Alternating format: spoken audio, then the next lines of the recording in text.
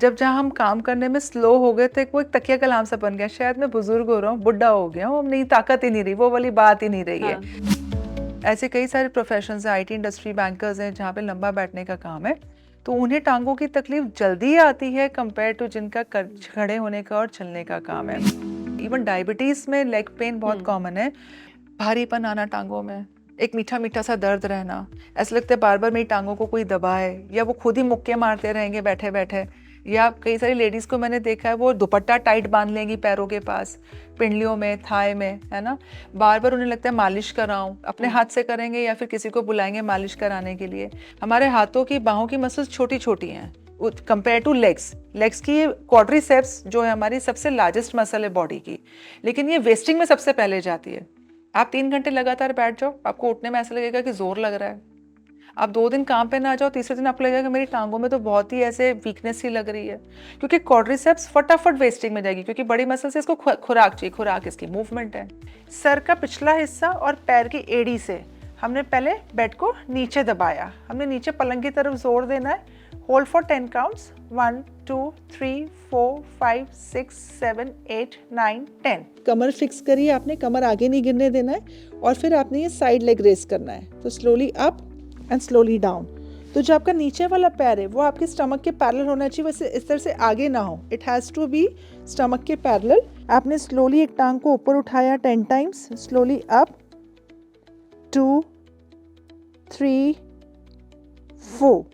Same आप करेंगे opposite side से, 1 2 3 4। सेहतनामा में आज एक बहुत अहम विषय पर बात कहते हैं। बुढ़ापा आपकी टांगों से शुरू होता है। आपकी लेग्स स्ट्रांग होनी बहुत ज़रूरी है। टांगे मजबूत रखिए। ऐसा क्यों कहा जाता है, और टांगों को, लेग्स को मजबूत करने के लिए हमें क्या कुछ करना चाहिए, किन बातों का ध्यान रखना चाहिए, कौन सी एक्सरसाइज करनी चाहिए? डॉक्टर हर्षनीत हमारे साथ हैं, फिजियोथेरेपिस्ट हैं, उनसे बात करते हैं। Welcome ma'am. ये सच है बुढ़ापा टांगों से शुरू होता है? आपने ये आम सुना होगा, घर में है ना, कई बार पेरेंट्स कह देते हैं अपने बच्चों को, मेरे से अब होता नहीं है, तुम्हारे पेरेंट्स ना बुढ़े हो रहे हैं, चाहे वो जो भी एज ग्रुप में हो, चाहे वो 25 साल, 35 साल, 45 साल। जब जहाँ हम काम करने में स्लो हो गए थे, वो एक तकिया कलाम सा बन गया, शायद मैं बुजुर्ग हो रहा हूँ, बुढ़ा हो गया हूँ, अब नहीं, ताकत ही नहीं रही, वो वाली बात ही नहीं रही है। तो मतलब ये बहुत पुरानी कहावत है कि जहाँ भी मूवमेंट्स कम हो रही है तो it is an indicator of बुढ़ापा। अगर हम इसको साइंटिफिकली भी देखें तो कई हद तक ये बात ठीक भी है। मैं अक्सर जब क्रॉनिक पेन पेशेंट्स को देखती हूँ जिनकी पुरानी दर्द हैं, वो अक्सर ये बताते हैं कि दर्दें सीधा दर्दे के फॉर्म में नहीं आई, हमें पता ही नहीं लगा, क्योंकि सबसे पहले तो हमारा चलना फिरना कम हो गया, घर से बाहर निकलना मुश्किल हो गया, टांगों में कमज़ोरी लगती थी, दर्दें थी, सीढ़ियाँ चढ़ना उतरना मुश्किल था, ज़मीन पे बैठना मुश्किल था, बैठ गए तो नीचे से उठना मुश्किल है, क्योंकि टांगें ज़ोर ही नहीं लेती, टांगों में बहुत वीकनेस फील होती है। कई पेशेंट्स बताते हैं पहले सिर्फ क्रैम्प्स आते थे जिनको हम ऐंठन कहते हैं, या मेरी मांसपेशियों में खल्लियाँ बन गई, बैंड्स बन गए, और उसके बाद धीरे धीरे प्रॉब्लम बढ़ती रही। डॉक्टर को जब बताया तो वो, जब वो फुल ब्लोन डिसीज़ बन गई पूरी, तो वहाँ पे आइडेंटिफाई हुआ कि वो कोई स्लिप डिस्क था स्पाइन में, कई नसों का दबाव था स्पाइन में, उसकी वजह से टांगों में दर्द जा रहा था, sciatica की दिक्कत थी, लेग रेस्टलेसनेस सिंड्रोम है कि टांगों में छटपटाहट रहना, या फिर जो है हम एक वैस्कुलर प्रॉब्लम कहते हैं कि जहाँ खून की जो नलियाँ उसके अंदर कोई हमारा क्लॉट बन गया, जिसको हम डीवीटी, डीप वेन थ्रोम्बोसिस बोलते हैं, या वेरिकोज वेन्स का प्रॉब्लम बोलते हैं। तो वो जब आइडेंटिफाई हुआ, तो जब वो डिसीज़ के फॉर्म में डिक्लेयर हो गया तब तो डिसीज़ बन ही गई है ना। लेकिन ऐसे कई केसेस हैं जहाँ पे डिसीज़ तो अभी नहीं डिक्लेयर हुई है, लेकिन वो फिर भी अपने लेग्स में बहुत कमज़ोरी फ़ील करते हैं, लेग पेन्स फ़ील करते हैं, उन्हें बार बार छटपटाहट रहती है, काफ उनकी पिंडलियाँ टाइट हो जाती है, कभी थाई मसल्स टाइट हो जाती है, कभी पूरी टांग ही स्टिफ हो जाती है, या वो प्रैक्टिकली बताएंगे कि मेरी दोनों टांगों में फ़र्क है, एक टांग भारी लगती है, एक टांग नहीं उतनी है, या फिर मुझे टांग में सुनपन रहता है, चाहे वो घुटनों के नीचे है तकलीफ। तो अगर आपका बहुत ज़्यादा डिग्री में होगा तो डेफिनेटली उसका एक रिसोर्स है, कहीं ना कहीं वो स्पाइन से दबाव है, लोकल कोई बीमारी है, इवन डायबिटीज़ में लेग पेन बहुत कॉमन है। और आपने ये भी सुना होगा, अक्सर लोग कहते हैं हमारे डक लेग्स हैं, मतलब शरीर तो ठीक है लेकिन टांगे बिल्कुल दुबली पतली सी हैं, एकदम सिकुड़ी सी भी टांगे, तो उसमें मसल लॉस बहुत ज़्यादा हो गया है। तो they are happy to announce कि हमारी डक लेग्स हैं, बट वो डक लेग्स अपने आप में एक इंडिकेटर है कि आपकी टांगे अभी कमज़ोर हो गई हैं। ऐसा नहीं है कि ये जिनका ज़्यादा चलने का काम है उन्हीं को होता है, लेकिन जिनका ज़्यादा लंबा बैठने का काम है, सेडेंटरी लाइफस्टाइल जिसे हम कहते हैं, जैसे शॉपकीपर्स हैं, स्टूडेंट्स हैं, या इवन ऐसे कई सारे प्रोफेशंस हैं, आईटी इंडस्ट्री, बैंकर्स हैं, जहाँ पे लंबा बैठने का काम है, तो उन्हें टांगों की तकलीफ जल्दी आती है कंपेयर टू जिनका खड़े होने का और चलने का काम मैं है। इसी पे आ रही थी कि टांगे कमजोर क्यों हो जाती है, टांगों में स्ट्रेंथ कम क्यों हो जाती है? आप मसल को यूज नहीं करेंगे तो वीक हो जाएगी मसल। टांगों का काम है चलना, मूवमेंट्स, टांगों का कोई और का काम ही नहीं है। मेरे हाथों का काम क्या है, हम we do a lot of work through hands, है ना, खाना बनाना है, लैपटॉप वर्क है, ड्रेसिंग अनड्रेसिंग, बेसिक्स जो हमारे रूटीन के काम है सब करते हैं। टांगों का मेन काम क्या है, वॉक करना, चलना, उठ के। पर आज हमारी जीवन शैली ऐसी हो गई कि हर तरीके की चीज़ हमारे पास, बस हम सोचते हैं और वो हाथ में आ जाती है। चाहे वो रेडीमेड खाना हो, चाहे हमने कोई घर के काम करने हो, नीचे बैठना बंद कर दिया। जब नीचे से आप बैठते ही नहीं तो आप उठेंगे कैसे, और जब उठते ही नहीं तो वो जो आपका सिस्टम है लेग का, जिसमें आपका हिप, नी और एंकल इकट्ठे यूज होना है, वो हो ही नहीं रहा, है ना। जब हम कहते हैं पैरी बाहर बैठना, इंडियन टॉयलेटिंग सिस्टम को यूज करना, जमीन पे बैठ के खाना खाना, आप कुछ भी नहीं कर रहे हैं पूरे टाइम। अच्छा, जब आप बैठे भी चेयर पे तो मोस्टली आपका पोजीशन ये है या ये है या फिर ये है, या कुछ आपने ये किया, इसमें आपका जो लेग का यूज है वो पार्शल है, कम यूज है, तो वो डेफिनेटली आपकी मसल्स को वीक करेगा। जॉइंट्स और मसल्स का बॉडी में एक ही फॉर्मूला है, आप यूज इट और लूज इट। आप यूज करेंगे तो ठीक है, नहीं करेंगे तो कमजोर पड़ना ही है। और मसल्स की खुराक ही मूवमेंट है। आप कैल्शियम लेते हैं, अच्छा खाना लेते हैं, विटामिन लेते हैं, वो ज़रूरी है, लेकिन उसका भी मेटाबॉलिज्म अंदर तब होगा जब आप मूवमेंट्स करेंगे। अगर आपको ध्यान हो, हमने एक ये टॉक किया था ऑस्टियोपोरोसिस पर, उस पर हमने ये बात कही थी कि कैल्शियम आप ले रहे हैं तो वो हड्डी में तब लगेगा जब उसका डिमांड होगा। डिमांड मतलब जब मूवमेंट्स होगी। तो अच्छा कैल्शियम खाना पहले ज़रूरी था, फिर आया विटामिन डी अच्छा ले लो तो कैल्शियम का अंदर उसका अब्जॉर्प्शन एब्जॉर्ब होगा। होगा, तो हड्डियां मजबूत होगी, तो टांगें मजबूत होगी। फिर आया जब आप मूवमेंट्स करेंगे तो ये कैल्शियम विटामिन डी का पूरा आपको बेनिफिट मिलेगा। अब जब आप सेडेंटरी लाइफस्टाइल में आप कुछ भी काम नहीं कर रहे हैं, है ना, आप सिर्फ मेंटली एक्टिव हैं, तो वो आपके लेग्स को सबसे पहले कमजोर करेगा। क्योंकि लेग्स में बड़ी मसल्स तो है तो सही, लेकिन ये बार बार मूवमेंट मांगती है। जैसे हम कहते हैं ना कि बच्चा जब बड़ा हो रहा है तो उसे ज्यादा भूख लगती है। हमारे हाथों की, बाहों की मसल्स छोटी छोटी हैं कंपेयर टू लेग्स। लेग्स की क्वाड्रिसेप्स जो है हमारी सबसे लार्जेस्ट मसल है बॉडी की, लेकिन ये वेस्टिंग में सबसे पहले जाती है। आप 3 घंटे लगातार बैठ जाओ, आपको उठने में ऐसा लगेगा कि जोर लग रहा है। आप 2 दिन काम पे ना जाओ, तीसरे दिन आपको लगेगा कि मेरी टांगों में तो बहुत ही ऐसे वीकनेस सी लग रही है, क्योंकि क्वाड्रिसेप्स फटाफट वेस्टिंग में जाएगी, क्योंकि बड़ी मसल से इसको खुराक चाहिए, खुराक इसकी मूवमेंट है। अच्छा, कुछ सिम्टम्स होते हैं कि ये पता लगना शुरू हो रहा है कि आपकी टांगे अब कमजोर होना शुरू होगी है? भारीपन आना टांगों में, एक मीठा मीठा सा दर्द रहना, ऐसा लगता है बार बार मेरी टांगों को कोई दबाए, या वो खुद ही मुक्के मारते रहेंगे बैठे बैठे। या कई सारी लेडीज को मैंने देखा है वो दुपट्टा टाइट बांध लेंगी पैरों के पास, पिंडलियों में, थाई में, है ना। बार बार उन्हें लगता है मालिश कराऊं, अपने हाथ से करेंगे या फिर किसी को बुलाएंगे मालिश कराने के लिए। या वो बार बार इस तरह से अपने टांगों को इस तरह से, पैरों को बार बार हिलाते रहेंगे, इस तरह से हिलाते रहेंगे, है ना। उन्हें एक बहुत एक ईज आउट लगता है। जैसे मान लीजिए गर्दन मेरी स्टिफ हुई तो मैंने गर्दन को रिलीज कर लिया। अगर टांगे थक रही हैं या कमजोर हैं तो आपको इसको बार बार रिलीज करने का मन करेगा, आप इस तरह से मूव करेंगे, है ना। हर काम करने में आपको देरी होते जा रही है। जैसे जो काम मेरा 10 मिनट में होना था वो मुझे अब 15-20 मिनट लग रहा है काम करने में, क्योंकि मैं स्लो हो गई हूँ। तो आपकी जब स्पीड ऑफ वर्क कम हो रही है, दैट इज एन इंडिकेटर कि आपकी टांगे कमजोर हो रही है। कोई स्पेसिफिक एज भी होती है कि आपकी इसके बाद आपकी टांगे, जो आपकी लेग्स हैं, वो कमजोर होना शुरू हो जाएंगी? ये मैम बहुत ट्रेडिशनल कॉन्सेप्ट है कि जी 50, 60, 70 के बाद बुढ़ापा आता है। आज की तारीख में तो 20 साल, 15 साल, 25 साल के बच्चे भी ये लेग वीकनेस लेके आते हैं, क्योंकि सेडेंटरी लाइफस्टाइल है। ये उनमें भी देखा गया है, जो एथलीट्स हैं, स्पोर्ट्स पर्सन हैं, अच्छी फिजिकल परफॉर्मेंस दे रहे हैं, उनमें भी लेग्स कमजोर हो जाती हैं। इट इज़ नॉट दैट कि अगर आप स्पोर्ट्स में एक्टिव हैं तो आपको लेग्स कमजोर नहीं हो क्यों? सकती, क्योंकि फंक्शनल मूवमेंट्स कम है। फंक्शनल मूवमेंट्स जो आपके घर का, जैसे मैंने एक स्क्वाटिंग पे एक हमने बनाया था ना, जो इंडियन टॉयलेटिंग सिस्टम में बैठना है, या पैरी बाहर बैठना है, घर पे नीचे जमीन पे बैठना, वो पूरा बंद हुआ हुआ है। घर के काम में हम इन्वॉल्व नहीं हो रहे हैं। घर के काम जो भी हमारे, चाहे किचन पहले नीचे हुआ करता था, अब ऊपर हो गया। बहुत सारे घर के काम, जैसे हमने पोछा लगाना है, झाड़ू लगाना है, हमने कपड़े धोना है, या बहुत सारे ऐसे छोटे छोटे काम, प्रेस करना है, बहुत चीज़ें हम खुद करते थे। तो फंक्शनल मूवमेंट्स का एक अपना इंपॉर्टेंस है और आपकी एक्सरसाइजेस का अलग इंपॉर्टेंस है। मैं इसको एक सीधा सा फॉर्मूला बताऊंगी। जैसे ट्रेन का ट्रैक होता है ना, 2 पटरियां होती है। एक पटरी आपकी एक्सरसाइज और वॉक की है, और डाइट है, और आपके न्यूट्रिएंट्स है, सप्लीमेंट्स है, रेस्ट है, और एक पटरी आपकी फंक्शनल मूवमेंट्स। अगर आपकी फंक्शनल मूवमेंट्स नहीं कर रहे हैं, आप सुबह से शाम तक आप लगातार बैठ के काम ही कर रहे हैं, जैसे सिटिंग जॉब वाले हैं, और आप 1 घंटा आप अच्छे से एक्सरसाइज वॉक कर लेते हैं, तो भी आप पूरे प्रोन है लेग वीकनेस के लिए। लेकिन ये कि थोड़ा कम होगा, जल्दी नहीं होगा, क्योंकि आप एक्सरसाइज वॉक कुछ तो कर रहे हैं बजाय उनके जो कुछ भी नहीं कर रहे हैं, है ना। लेकिन जो फंक्शनल मूवमेंट्स और एक्सरसाइज और ये चीजें साथ साथ में रख रहे हैं, उनकी लेग की कमजोरी आना, जो मसल्स की कमजोरी होने में बहुत टाइम लगेगा या बहुत लेट आएगा, और उससे रिकवर भी वो जल्दी कर जाएंगे। जैसे हम देखते हैं, हम कई बार कहते हैं ना हमारे बड़े बुजुर्गों को, वो कहते हैं हमें तो ये कभी दिक्कत आई नहीं थी, क्योंकि वो अपने टाइम पे खूब सारा काम भी करते थे, चलते भी थे।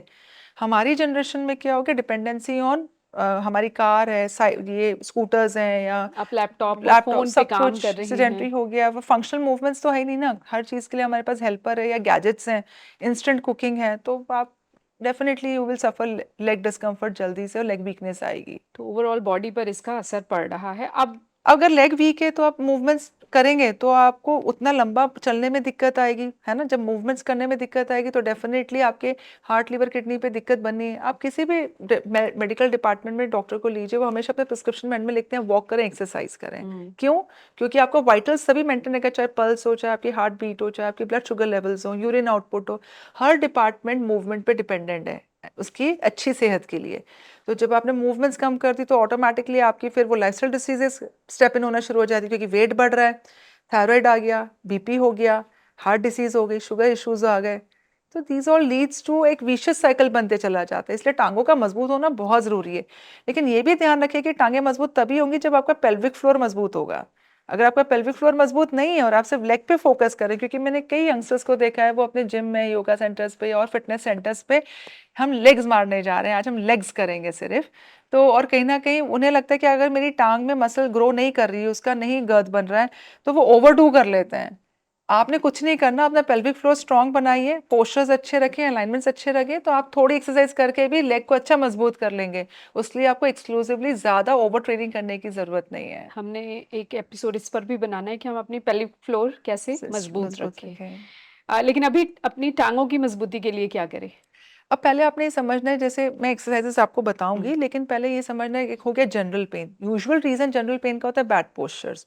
अगर आपको बहुत हैबिट है ना अगर इस तरह से हाथ रख के लेटने की, तो ये आपकी लेग्स को जल्दी कमजोर करेगा। आप अक्सर बेड पे बैठते हैं बजाय चेयर के, और वो टांगे लंबी करके, तो वो साइलेंट रिसोर्स है आपकी टांगों को कमजोर करने का। तो बैठना है तो चेयर पे बैठना है, बेड पे सिर्फ सोने के लिए जाना है। अगर आप बहुत लंबे देर तक बैठते हैं, घंटा घंटा बैठ जाते हैं, बीच में उठते नहीं हैं, पोजीशन चेंज नहीं करते हैं, तो वो रिसोर्स बन जाएगा आपकी टांगों की फिर ये कमजोरी तो का। जितने जॉब कर रहे हैं, लैपटॉप पर काम कर रहे हैं, वर्क फ्रॉम होम कर रहे हैं, ऑफिसेज में काम कर रहे हैं, वो तो उठ ही नहीं सकते, घंटों उनको बैठ के क्यों काम नहीं, करना है। बिल्कुल उठ सकते हैं मैम। आप एक रूल बना लीजिए, हर आधे घंटे में मैंने पानी पीना है, तो खुद उठ के जाएं, पानी ले आएं, अपने पास पानी भर के ना रखें। अगर आपको वो दिक्कत लगती है कि हम स्क्रीन से हट नहीं सकते, तो स्क्रीन को उठा लें, आप अपनी मीटिंग में ही हैं, आप खड़े हो जाएं बजाय बैठने के, है ना। That you can do. और आपको जब जब मौका लग रहा है, तो बीच में अगर आपको आपकी प्रेजेंस नहीं चाहिए, मतलब ऑडियो चाहिए, आपको वीडियो नहीं चाहिए, तो आप वॉक करते करते बात कर लें अपने वर्क फ्रॉम होम में। इवन आप बैंकर्स हैं या आईटी प्रोफेशनल्स हैं, मैं जितना समझती हूँ ऐसे टफ टाइम कि हम बिल्कुल नहीं उठ सकते, वो बहुत कम होते हैं। आपके पास कई मौके होते हैं उठने के, लेकिन आपको सिर्फ जहन में रखना है। उसमें आप 2 मिनट भी उठ गए ना, आप खड़े हो गए या 2 मिनट आप टहल लिए, that will serve the purpose. वो आपका काम बनाए रखेगा। उसमें भी अगर आपको दिक्कत आ रही है, जैसे जब आप 2 घंटे बैठे हैं लॉन्ग मीटिंग में, तो टेबल के नीचे आप अगेन ये लेग मूवमेंट्स हर 2-2 घंटे में या 1.5 घंटे में इसको 5 से 10 बार ये वाली एक्सरसाइज को करते रहें, ताकि क्वाड्रिसेप्स आपकी वीक ना हो। जितनी क्वाड्रिसेप्स वीक होगी, जितनी पेल्विक फ्लोर वीक होगा, उतनी हैमस्ट्रिंग टाइट होगी। मैंने कईयों को देखा है वो हैमस्ट्रिंग टाइट है तो उसी की स्ट्रेचिंग पे फोकस रखते हैं। आप रिसोर्स को समझे कि हैमस्ट्रिंग टाइट क्यों हो रही है। आपको लॉन्ग सेटिंग कंट्रीब्यूट कर रहा है, आप बीच में बिल्कुल नहीं उठ रहे हैं, पेल्विक फ्लोर वीक है, बैक पोस्चर्स है, अलाइनमेंट खराब है, क्वाड्रिसेप्स को वर्कआउट नहीं करा रहे, क्योंकि क्वाड्रिसेप्स तो ऐसा है कि ये हर घंटे में खाना मांगता है, तो हर घंटे में इसको 10 बार नहीं हिलाएंगे आप, तो ये तो वीक होना ही होना है। चाहे दिखेगा चौड़ा पर अंदर से खोखला हो रहा है, तो बिल्कुल पॉसिबल, ऐसा कुछ नहीं है। आपने सिर्फ जहन में रखना है कि मैंने अपने लेग के मूवमेंट्स करते रहना है। राइट। तो अब जैसे ये तो हुआ जनरल, जो मैंने जनरल बताया आपको कि पोस्चरल प्रॉब्लम्स हैं या हम सेडेंटरी लाइफस्टाइल में, लेकिन कुछ मेडिकल रीजंस भी होते हैं। जैसे शैटिका है, लेग रेस्टलेसनेस सिंड्रोम है, टांगों में दर्द है ना, एक लगातार, जैसे डायबिटीज में टांगों में दर्द बहुत होता है, जलन होती है, तो आपने वो फर्क समझना है कि दर्द का रीजन क्या हो सकता है। अब जैसे अगर मसल्स का होगा तो आपको एक मीठा मीठा दर्द रहेगा, भारीपन रहेगा, जो कि रेस्ट करने से यू विल फील बेटर। मतलब रेस्ट करना मतलब लेट गए आप, थोड़ा पॉज ले लिया आपने, आप खड़े थे बैठ गए, तो यू विल फील बेटर। अगर वो आपका वस्कुलर पेन है जहाँ पे हमारा ब्लड कॉम्प्रोमाइज हो रहा है, ब्लड सर्कुलेशन कॉम्प्रोमाइज हो रहा है, तो उसमें पेशेंट बोलेंगे हम थोड़ा भी चलते हैं इतना शार्प पेन आता है, और जैसे ही हम बैठ जाते हैं वो बिल्कुल ठीक हो जाता है। दैट्स एन हाई अलार्म कि वो आपका वस्कुलर पेन है, मतलब वो ब्लड फ्लो का कुछ प्रॉब्लम है, वो इमरजेंसी है।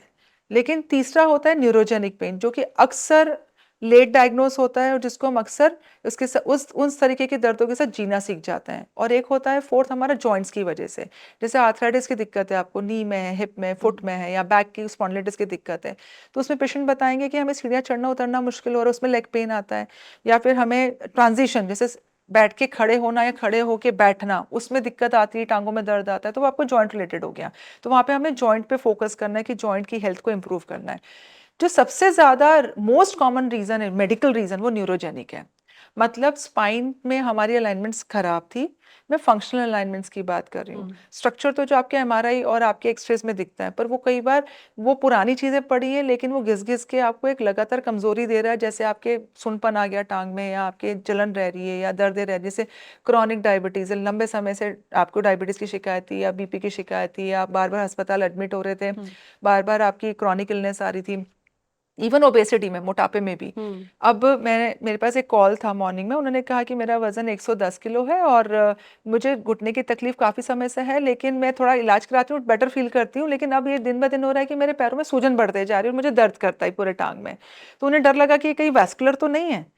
तो अगर आपका जॉइंट का ट्रीटमेंट बराबर या ठीक रूट रिसोर्स पे जाके नहीं हुआ, तो वो भी आपके इस तरीके की पैरों की सूजन का रिसोर्स बन जाता है, जिससे आपकी मांसपेशियां कमजोर होगी। क्योंकि अगर मसल्स के आसपास, काफ हमारा सेकंड हार्ट है, उसके आसपास अगर पानी इकट्ठा होगा तो वो काफ को मजबूत नहीं होने देगा, थाई हिप मसल्स को मजबूत नहीं होने देगा। जब तक आपकी हिप की मसल्स मजबूत नहीं होगी तब तक आपकी लेग मजबूती नहीं उठाएगा। तो ये चीज़ें बहुत इंटररिलेटेड है। लेकिन न्यूरोजेनिक पेन्स जो है, जिसपे मैं आज सबसे ज़्यादा ध्यान देना चाहती हूँ, और मैं दर्शकों का भी ध्यान चाहती हूँ यहाँ ध्यान दें। न्यूरोजेनिक पेन कैसे होते हैं? आपके खासकर लगातार खड़ने से या चलने से वो दर्द बढ़ता है, और ऐसे दर्द आपके रेस्ट करने से नहीं जाते हैं, और ये दर्द अक्सर आपको रात में ज़्यादा परेशान करते हैं।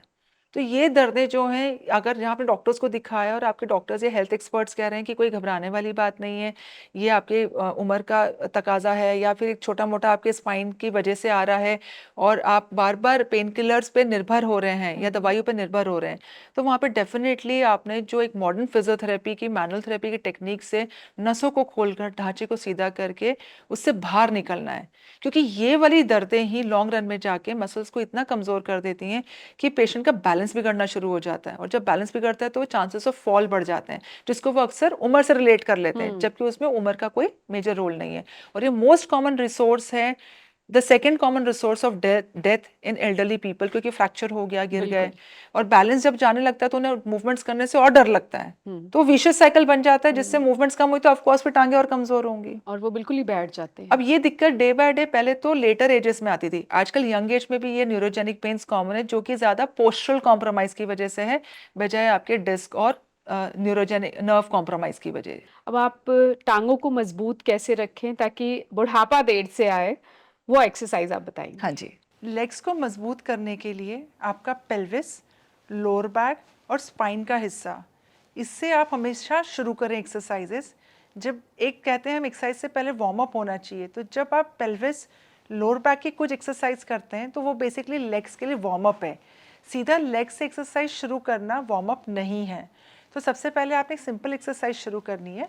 स्लोली आपने कमर को ऊपर की तरफ उठाना है, इसको जितना आप मैक्सिमम उठा सकें, और फिर आपने धीरे धीरे नीचे लेके आना है, पर करना आराम से है, झटके से नहीं करना है।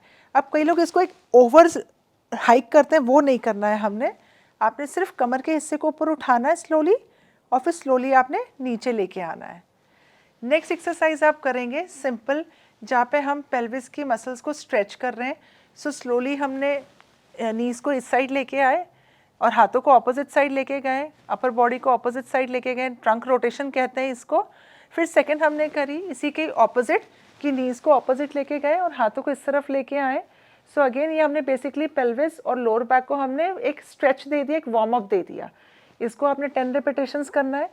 नेक्स्ट एक्सरसाइज आप करेंगे, दोनों नीज को आपने चेस्ट की तरफ लेके आना है, इसको होल्ड करना है आपने फॉर अगेन 10 काउंट्स, 1 2 3 4 5 6 7 8 9 10। फिर आपने नीचे रखा, अगेन आपने इसको रिपीट किया, दोनों नीज को आप चेस्ट की तरफ लेके आए, hold for 10 counts, 1 2 3 4 5 6 7 8 9 10 and then down. सो ये आपने बेसिकली लेग्स को स्ट्रेच कर लिया। इसके साथ आप नेक्स्ट एक्सरसाइज शुरू कर सकते हैं, single knee to chest stretch. So again this is going to be a warm up. आपकी मेन एक्सरसाइज करने से पहले it is going to be just एक आपने पैरों को जैसे टांगों को लूज कर लिया। Hold for 10 counts, 1 2 3 4 5 6 7 8 9 10। फिर आपने नेक्स्ट किया, अगेन दूसरे पैर को आप पास में लेके आए, 1 2 3 4 5 6 7 8 9 10। अब ये करते वक्त ध्यान रखिए कि जो आपका दूसरा पैर है वो इस तरह से बाहर ना गिरे, उसकी पोजीशन बिल्कुल स्ट्रेट हो, एड़ी से भी और पंजे से भी बिल्कुल स्ट्रेट पोजीशन रखिए। फिर आपने ये स्ट्रेचिंग करनी है। फिर नेक्स्ट एक्सरसाइज जहाँ पे हम एक्चुअली कहते हैं कि हमने मसल्स को टोनिंग शुरू करना है, तो नेक्स्ट एक्सरसाइज में हमने सबसे पहले सर का पिछला हिस्सा और पैर की एड़ी से हमने पहले बेड को नीचे दबाया, हमने नीचे पलंग की तरफ जोर देना है।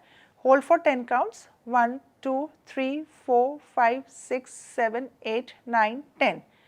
नेक्स्ट एक्सरसाइज आप करेंगे साइड में लेट के, इसमें आपने ये चार चीज़ का ध्यान देना है स्पेसिफिकली। आपने इसकी पोजीशन, जब आपने अपर बॉडी को आगे की तरफ डाला और आपने टांग को पीछे की तरफ लेके आए, आप कमर फिक्स करिए, आपने कमर आगे नहीं गिरने देना है, और फिर आपने ये साइड लेग रेस करना है। तो slowly up and slowly down. तो जो आपका नीचे वाला पैर है वो आपके स्टमक के पैरेलल होना चाहिए, वैसे इस तरह से आगे ना हो, it has to be stomach के parallel and you have to slowly raise it up and down. 10 times इसको ऊपर कर लिया एंड सेम एक्सरसाइज आपने फिर ये ऑपोजिट साइड से, मतलब दूसरे साइड से करी। नेक्स्ट एक्सरसाइज आप करेंगे, अगेन आपने एक नीचे पोजीशन ली है, दोनों पैर आपके बिल्कुल स्ट्रेट रहेंगे, आपने स्लोली एक टांग को ऊपर उठाया 10 टाइम्स, स्लोली अप, 2 3 4। सेम आप करेंगे ऑपोजिट साइड से, 1 2 3 4। नेक्स्ट आप करेंगे उल्टा लेट के सिर्फ बटक स्क्वीज करना है, आपने बटक्स को टाइट करना है, उसे 10 काउंट्स के लिए होल्ड करना है, 1 2 3 4 5 6 7 8 9 10। रिलैक्स। नेक्स्ट एक्सरसाइज आएगी इसी पोजीशन में, आपने दोनों पैरों को उंगलियों के बल रख के घुटने को आपने ऊपर उठाना है। Hold for 10 counts, 1 2 3 4 5 6 7 8 9 10। अगेन ऊपर, 1 2 3 4 5 6 7 8 9 10। ये हो गई आपकी लेटने वाली एक्सरसाइज। जब आप लेटने वाली एक्सरसाइजेस में आप कंफर्टेबल हो जाते हैं, इसमें आपको कोई दर्द नहीं आ रही है, इसको करने के बाद कोई स्टिफनेस, अकड़ाहट, नमनेस, टिंगलिंग, झंझनाहट, कीड़ियाँ सी कुछ नहीं आ रहा है, आप कंफर्टेबली इसको हफ्ता 10 दिन करें। जब इसमें आप थोड़ा मजबूती फील करें, फिर नेक्स्ट एक्सरसाइज आपने शुरू करनी है, या तो आप अपने बेड साइड से भी या एक कुर्सी पे भी। You have to simply do sit to stand, खड़े होना फिर बैठना, दोनों पैरों को हमने ठीक पोजीशन पे रखा है, बराबर पैरेलल रखा है, स्लोली अप स्लोली डाउन। तो पहले आप एक ऊंची हाइट की कुर्सी से शुरू करें जिसकी अच्छी हाइट हो, धीरे धीरे आप एक मीडियम कुर्सी पे बैठ के करें, उससे आप ज़्यादा डीप लेयर ऑफ मसल्स और नीचे वाली मसल्स को ज़्यादा अच्छा स्ट्रॉन्ग कर पाएंगे। तो गो स्टेप बाय स्टेप। फिर नेक्स्ट एक्सरसाइज आपने करनी है बिल्कुल सीधा बैठ के, दोनों पैरों को स्ट्रेट लेके आना है, इसको होल्ड करें, 1 2 3 4 5 6 7 8 9 10। अब ये करते वक्त ध्यान दें विशेष कि आप इस तरह से पीछे ना चले जाएं, इस तरह से झुक के बैठ के ये ना करें, इसका कोई आपको बेनिफिट नहीं मिलेगा, इनफैक्ट ये बैक पे स्ट्रेन डालेगा। वॉल में आपने पार्शियल स्क्वाटिंग की पहले एक पोजीशन बना ली, दोनों पैर आगे, नी आपने हल्का सा बेंड किया, हाथ सामने की तरफ, आपने वॉल को रगड़ते हुए नीचे जाना है एंड देन वॉल को रगड़ते हुए ही आपने ऊपर आना है। अगेन जब आप नीचे गए तो आपने इस पोजीशन को होल्ड करना है, 1 2 3 4 5 6 7 8 9 10। एक एक्सरसाइज जो हम बहुत पहले कहते थे कि दंड मारना, सो दैट वाज समथिंग, उसका एक डिफरेंट वर्जन, एक मॉडिफाइड वर्जन, दैट इज आपने बिल्कुल सिट टू स्टैंड नीचे आ गए, आप पूरा पैरी बाहर आ गए आप, फिर अगेन आप ऊपर उठ गए। सो दिस ये आप तब करें जब आप बाकी एक्सरसाइजेस में कॉन्फिडेंट हो, जब आपको कोई लेग में पेन नहीं हो, बिल्कुल फ्री है, सिर्फ लेग में हल्की सी कमज़ोरी लगती है, तब आपने ये करना है कि आप ये पूरा नीचे आ गए, आप पूरा नीचे, एंड देन आप सीधा आ गए, आप खड़े हो गए आप। जितनी भी मैंने अभी एक्सरसाइजेज आपको बताई हैं, मेक श्योर किसी भी एक्सरसाइज से पहले ना तो आपको कोई कमर की तकलीफ हो, ना घुटने की तकलीफ हो, ना पैरों का दर्द हो। इवन चाहे वो आपकी शुगर की वजह से हो या आपका पुराना कोई डिस्क का दबाव हो, ये ना माने कि ये दर्दें तो होती ही रहती हैं, शायद एक्सरसाइज करने से बेटर हो जाएगा। क्योंकि ये मंत्रा जब आप अपने जहन में डाल लेंगे कि दर्दें जब आपकी 3 या 4 से ज़्यादा हैं आउट ऑफ 10, तो वो एक्सरसाइजेज आपको फ़ायदा भी नहीं करेंगी या फिर वो नुकसान का एक रिसोर्स, एक कारण बन सकती हैं। नेक्स्ट एक्सरसाइज आप करेंगे स्टैंडिंग में ही वॉल के साथ। स्लोली आपने एड़ी को ऊपर उठाया एंड देन नीचे, फिर आपने सामने पंजे को ऊपर की तरफ उठाया एंड देन नीचे, अगेन आपने एड़ी को ऊपर उठाया एंड डाउन, ये चीज़ आपने ऊपर उठाया एंड डाउन। नेक्स्ट एक्सरसाइज आप करेंगे, आपने सिर्फ इस पोजीशन को बैलेंस करना है। पहले वॉल के साथ आप मैनेज करें, जब आप कॉन्फिडेंट हो जाएं तो आप हाथ को सामने रख के and then you have to balance 1 2 3 4 5 6 7 8 9 10। Same you will do from the opposite side, 1 2 3 4 5 6 7 8 9 10। Legs में मजबूती डालने के लिए एक और बहुत बढ़िया एक्सरसाइज है, खासकर जब हम कहते हैं मौसम ख़राब है, बाहर जाने का मन नहीं कर रहा है, हमसे वॉक नहीं हो रही, क्योंकि वॉक तो हमेशा लेग्स के लिए ज़रूरी है, लेकिन जिस दिन आप नहीं जा पाते हैं तो आप घर पे ही अपनी इस तरह से एक स्टैंडिंग मार्च पास्ट कर सकते हैं। बिल्कुल स्टैंडिंग जब आप मार्च पास्ट करते हैं, they are also very good resource of strengthening your legs. जब भी हम लेग को स्ट्रेंथन, स्ट्रॉन्ग, मजबूत बनाने की बात करते हैं तो उसका मतलब ये नहीं होता कि सिर्फ हमने वज़न बांध लिया या रेजिस्टेंस ट्रेनिंग कर ली या हम बॉडी वेट को यूज़ करके कर रहे हैं। उस स्ट्रेंथनिंग प्रोग्राम में आपकी स्ट्रेचिंग भी आएगी, स्ट्रेंथनिंग भी आएगी, थोड़ा एरोबिक का कंपोनेंट आएगा, थोड़ा सा एंड्योरेंस स्टेमिना बढ़ाने का भी कंपोनेंट आएगा। तो वो सारी चीज़ें मिलके आपको टांगे को मजबूत करेगी। तो टांगों में हमारी क्वाड्रिसेप्स भी आ गई, हैमस्ट्रिंग भी आ गई। एक अक्सर मैं पेशेंट्स की क्वेरी देखती हूँ कि हमारी हैमस्ट्रिंग टाइट हो जाती है, उसे वो रिलीज़ करने के लिए अक्सर वो फॉरवर्ड बेंडिंग को यूज़ करते हैं। पर आपने यहाँ पहले अपने फिजियो से बात समझना है कि अगर जल्दी जल्दी बार बार आपकी हैमस्ट्रिंग स्टिफ हो रही है या टाइट हो रही है तो इसका मतलब हैमस्ट्रिंग का प्रॉब्लम नहीं है, कुछ और बात है जो उसको स्टिफ कर रहा है। जैसे हमारा अगर कुल्ले का लेवल इस तरह से बिगड़ा हुआ है, हंच बैक है, या फिर हमारी लोअर बैक वीक है या पेल्विक फ्लोर वीक है, तो हैमस्ट्रिंग बार बार टाइट होगी। तो जब आप बिना उस रिसोर्स को, उस जड़ को पकड़े बगैर आप हैमस्ट्रिंग को बार बार स्ट्रेच करते हैं तो वो हैमस्ट्रिंग के हिस्से को लूज़ ना करके वो ऊपर और नीचे के हिस्से को और टाइट कर देगा, जो कि लॉन्ग रन में जाके tight muscle is equal to weak muscle. जब भी कोई मसल टाइट होती है तो वीक ही होती है, मजबूत नहीं होती। तो वो उसकी टाइटनेस जितनी और बढ़ते जाएगी। ठीक है, आपको एक्सरसाइज करने के साथ आपको उस वक्त तो कंफर्टेबल लगा कि मैंने मसल रिलीज़ कर ली, पर वो डे टू डे एक्टिविटीज़ में वो टाइट होते चले जाएगी तो वो आपको घुटने और पैरों के दर्द को बढ़ा सकती है।